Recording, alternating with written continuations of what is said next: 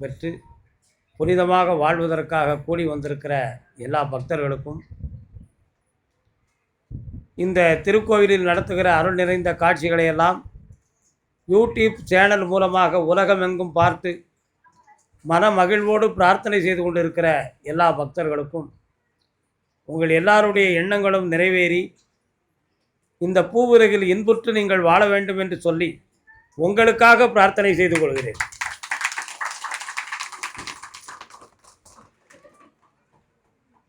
இங்கே வந்திருக்கிற ஒரு பக்தர்கள் அனைவருமே ஒரே ஒரு ஞானத்தை மீது நம்பிக்கை வைத்து தான் எல்லாருமே வந்திருக்கிறார்கள்.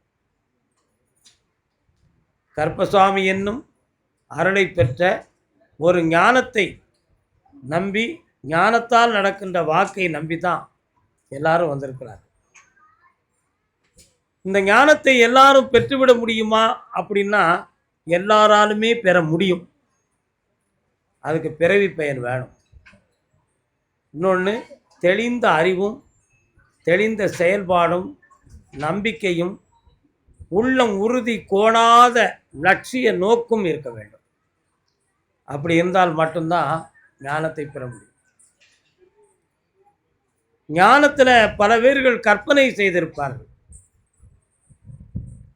தன்னை ஒரு சித்தராக, தன்னையவே ஒரு முனிவராக, நான் இந்த பூவரிகள் இப்பொழுது முனிவராக பிறந்திருக்கிறேன் என்ற ஒரு கற்பனை செருக்காக சில பேர்கள் இந்த பூவுலகில் தவழ்ந்து கொண்டு இருக்கிறார்கள். அது உண்மையிலேயே அவர்களுடைய அறியாமையா அல்லது அவர்களுடைய மனம் ஏற்றுக்கொண்ட கற்பனை மாயையா அல்லது உண்மையிலேயே அப்படி ஒரு அவதாரத்தை அவர்கள் அடைந்தார்களா என்பதை கேட்டால் அவர்களால் அது மெய்ப்பிக்க முடியாது. ஆனால் அவர்களுடைய எண்ணங்களில் அப்படி ஒரு பதிவு இருக்கும். ஒருவர் என்னிடம் கேட்டார், நான் யார் என்று தெரிகிறதா அப்படின்னு கேட்டார். அவருடைய கேள்விக்குள்ளே இருக்கிற அர்த்தங்களை நல்லா புரிய வேண்டும். நான் யார், நான் யார் என்று தெரிகிறதா என்று ஒரு கேள்வியை கேட்டார். நீ யார் என்று உனக்கு தெரிந்து கேட்கிறாயா அல்லது நீ தெரிந்ததை சரியா தவறா என்ற குழப்பத்தை தீர்த்து கொள்வதற்காக என்னிடம் கேள்வி கேட்கிறாயா என்றெல்லாம் நாம் அவற்றை பல்வேறு கேள்விகளை கேட்கலாம். ஒரு மனிதன் என்னை நான் யார் என்று கேட்டால் அதுக்கு எப்படி பதில் சொல்வது? நீ மனிதன் அப்படின்னு சொல்லுவோம். ஆனால் அவருடைய கற்பனை என்னவென்றால், நான் இந்த உலகில் இந்த சித்தராக இப்பொழுது நான் மறுபிறவியாக பிறந்து நான் இருக்கிறேன் அப்படின்னு அவர் ஒரு வார்த்தையை கூறுகிறார். நம்ம கிராமங்களில் அந்த காலத்தில் மூத்தோர்கள் வழிபாடு பண்ணுவாங்க, இறந்தோர்கள் வழிபாடு நம்ம கிராமங்களில் பண்ணுவாங்க. இப்பவும் கூட பொங்கலுக்கு மறுநாள் பின்ன ஆடி அமாவாசை சமயத்தில் இறந்தோர்களுக்கு படையல் வைத்து நினைவு கூர்ந்து அவங்க சாமி கும்பிடுவாங்க. அப்பொழுது அந்த இறந்தோருடைய ஆத்மா இருக்கக்கூடிய ஒருவர் மீது சாமி மாதிரி அருளாக இறங்கி அவங்க வாழ்ந்து கொண்டு இருக்கும் பொழுது என்னமெல்லாம் கேட்டாங்களோ, எப்படியெல்லாம் இருந்தாங்களோ, எப்படியெல்லாம் அவங்களுடைய அங்கங்கள் அசைவுகள் இருந்ததோ அதையெல்லாம் நமக்கு அவங்க மெய்ப்பித்து காட்டுவாங்க. அதை மெய்ப்பித்து காட்டுவாங்க. இதனுடைய தன்மை என்ன அப்படின்னு நம்ம சொன்னோம்னா, அந்த வாழ்ந்து சென்றவருடைய சரித்திரத்தை, வாழ்ந்து சென்றவருடைய அனுபவங்களை இவங்க மனதில் ஏற்கனவே தெரிந்திருப்பாங்க. சில பேர்கள் மூலமாக அல்லது வீட்டில் உள்ளவர்கள் மூலமாகவே தெரிந்திருப்பாங்க.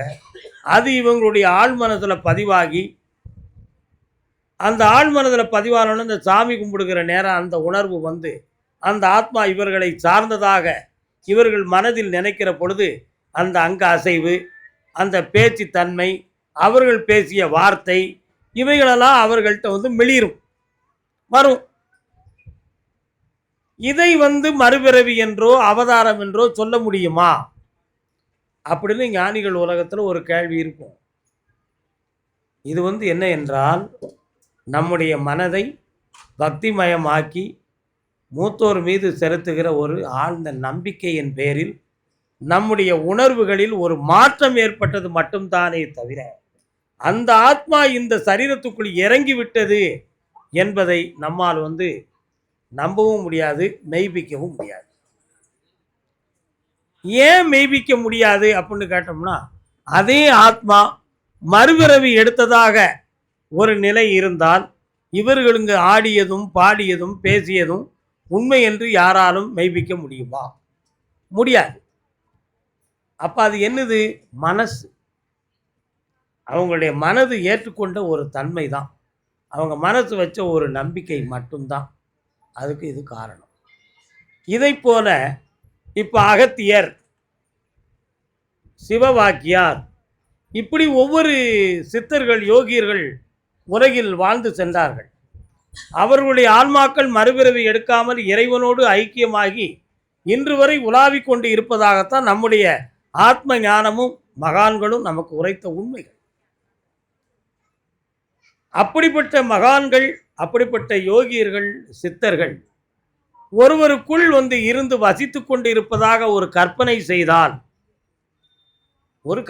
செய்தால் அது உண்மை என்பதை நாம தீர்மானம் பண்ணுவது எப்படி? இப்ப அகத்தியர் அப்படின்னு வச்சுக்கணும். ஒருத்தர் சொல்றாரு, நான் தான் அகத்தியர் அப்படின்னு சொல்றார். அவரை தன்னை அகத்தியராக சொல்லக்கூடிய ஒருவரிடம் அகத்தியர் எழுதிய ஏட்டுச்சுவடிகளை கொண்டு போய் கொடுத்தா வாசித்துருவாரா?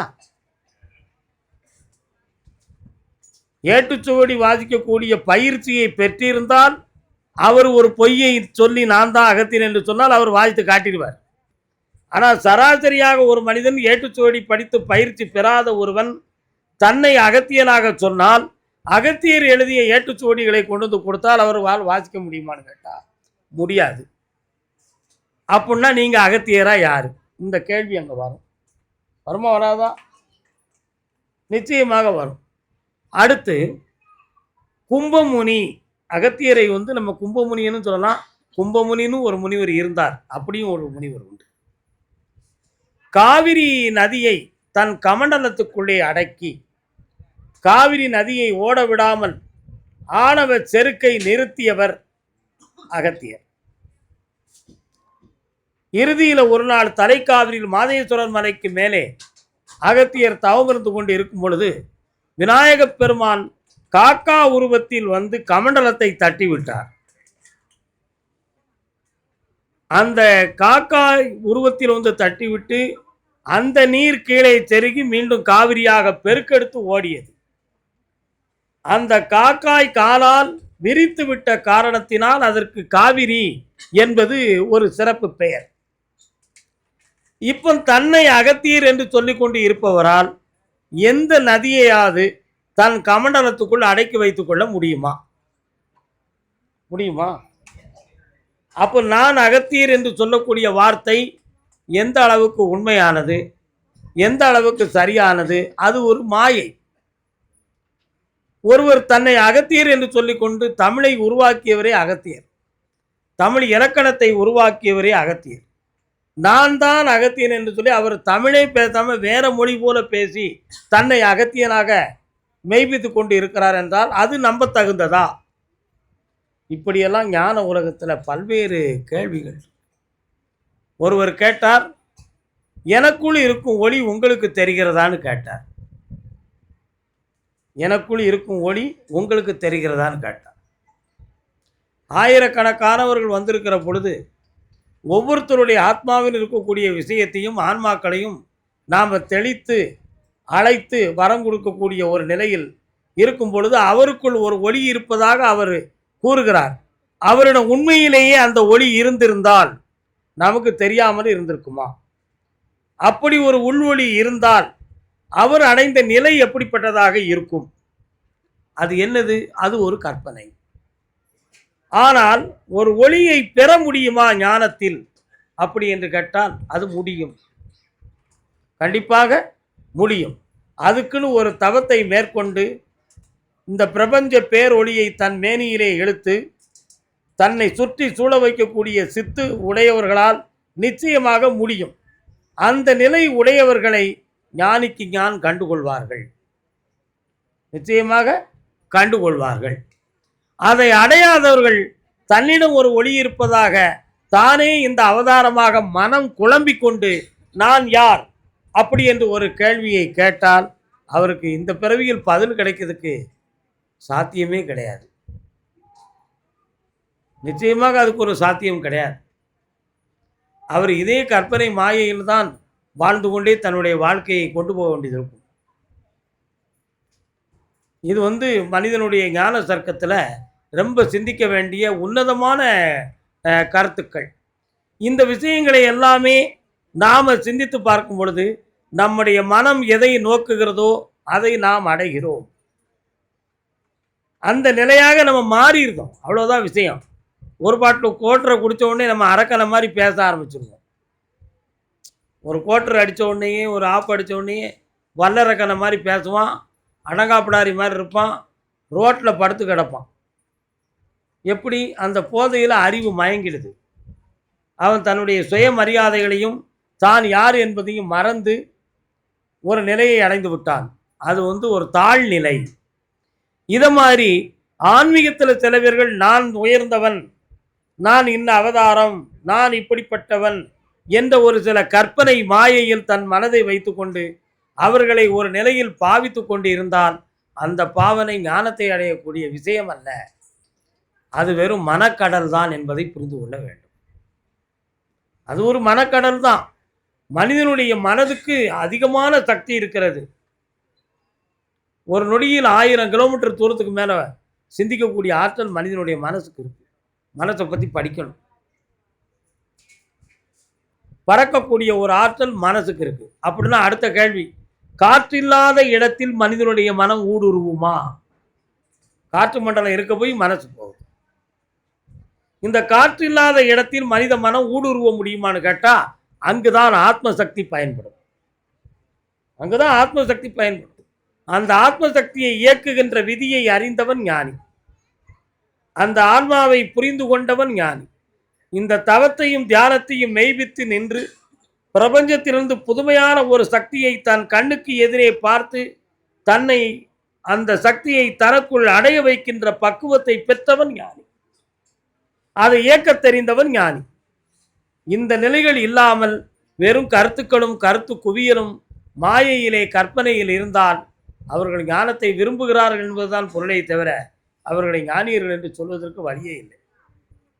ஆகையினால் தூய மனதும் தெளிந்த நல்ல அறிவும் இறை பக்தியும் கொண்டு எல்லாருடைய உள்ளத்தையும் தூய்மையாக்கி மாசில்லாத நம்முடைய மனதுக்குள் ஈசனை பேர்வு வகையாக வைத்து என்னாலும் தர்மத்தோடு வாழ்வோம் என்று சொல்லி அருள்வாக்கை தொடங்குவோம். வாழ்க, வணக்கம்.